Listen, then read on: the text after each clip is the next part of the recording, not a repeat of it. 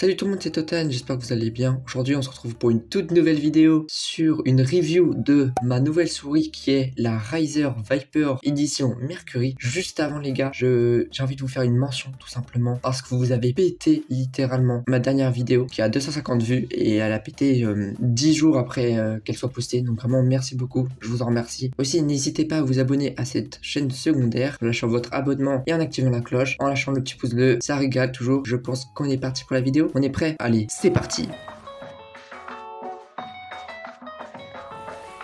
Alors déjà pour commencer sur cette review, regardons les spécificités de cette souris. Alors déjà, on peut commencer par la boîte. Donc moi j'ai la boîte blanche et grise, vu que c'est l'édition Mercury qui est l'édition blanche. Donc elle est assez sobre. Cette souris elle est filaire, elle dispose d'un câble nommé Speedflex selon la marque Razer, donc qui est un câble assez léger. Donc cette souris, si elle a un câble, elle est forcément filaire. Le RGB de la souris est compatible avec le Razer Chroma RGB de chez Razer, qui permet de synchroniser le RGB avec d'autres périphériques de la marque pour une meilleure harmonie. Elle dispose de 16 000 dpi. Les switches de cette souris sont des switches optiques, donc du clic gauche et du clic droit. Pour ceux qui ne savent pas ce que c'est un switch optique, c'est quand le switch traverse un faisceau lumineux, donc c'est beaucoup plus réactif qu'un switch mécanique. La souris dispose d'un capteur prioritaire de chez Razer, donc qui est le capteur optique 5G. Le poids de cette souris, selon la marque, est de 72 grammes, ce qui est quand même assez léger. Cette souris est aussi ambidextre, ça veut dire pour les gauchers comme pour les droitiers. La souris dispose aussi d'une molette crantée qui est recouverte par un grip antidérapant. Elle dispose de 4 boutons programmables en plus des boutons basiques, et aussi elle dispose de patins, un en haut, un en bas et un sur le capteur tout simplement. Après avoir vu les spécificités de cette souris, je vais vous donner mon ressenti dessus. Alors déjà, j'ai déjà essayé de faire du drag click, donc moi je n'arrive qu'à faire sur le bouton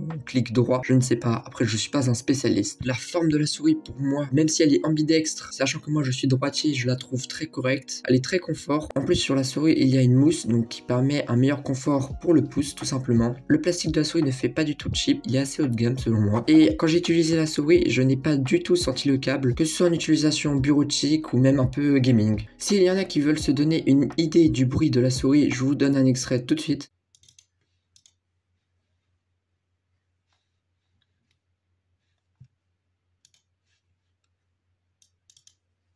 Pour conclure sur mon ressenti, la souris est très réactive et légère. Aussi, la frappe de la souris est assez agréable à l'utilisation. Comparé à mon ancienne souris, la Logitech B100, qui est une souris bureautique, c'est le jour et la nuit en termes de confort et de réactivité. Après avoir donné mon ressenti sur cette souris, on va passer au logiciel de Razer. Vous êtes prêts? Allez, c'est parti! Le logiciel de la souris de chez Razer est le logiciel Razer Synapse, qui permet plein de choses, comme par exemple la fonctionnalité Hypershift qui permet de débloquer des boutons supplémentaires pour avoir encore plus de possibilités. On peut aussi forcément faire des macros, changer de profil, gérer les DPI, lancer un programme, gérer le rétroéclairage, etc. etc. Personnellement, j'ai trouvé une petite combinaison avec les deux boutons programmables à gauche. Il y en a un qui permet dans ma timeline de Premiere Pro et After Effects de revenir une image juste avant et l'autre qui permet d'avancer une image juste après. Donc ce qui est quand même vachement pratique et donc un logiciel très performant, facile d'utilisation et très personnalisable. Pour conclure sur cette souris, déjà on peut mentionner le prix. Donc déjà de base il est à 50 €, même si récemment je crois qu'il est monté. Personnellement j'ai eu la souris à 30 € au Black Friday. Donc la souris pour ce qu'elle propose n'est pas chère. Pour ceux qui ont envie d'avoir une souris assez légère, qui sont des joueurs FPS et qui ont envie d'une bonne réactivité et qui ne sentent pas le câble car il est tellement léger qu'on ne le sent pas. Je pense que cette souris est vraiment faite pour vous. Voilà, c'est bon, j'ai fini avec les vidéos. J'espère que vous avez kiffé. Merci vraiment encore pour la dernière vidéo, comment vous l'avez apprécié. Sinon n'hésitez pas à toujours à voir ma chaîne principale. Il va y avoir du contenu qui sort. Moi je dis ça, je dis rien. Soyez à l'affût. Puis voilà, moi je vous dis au revoir. Allez, salut!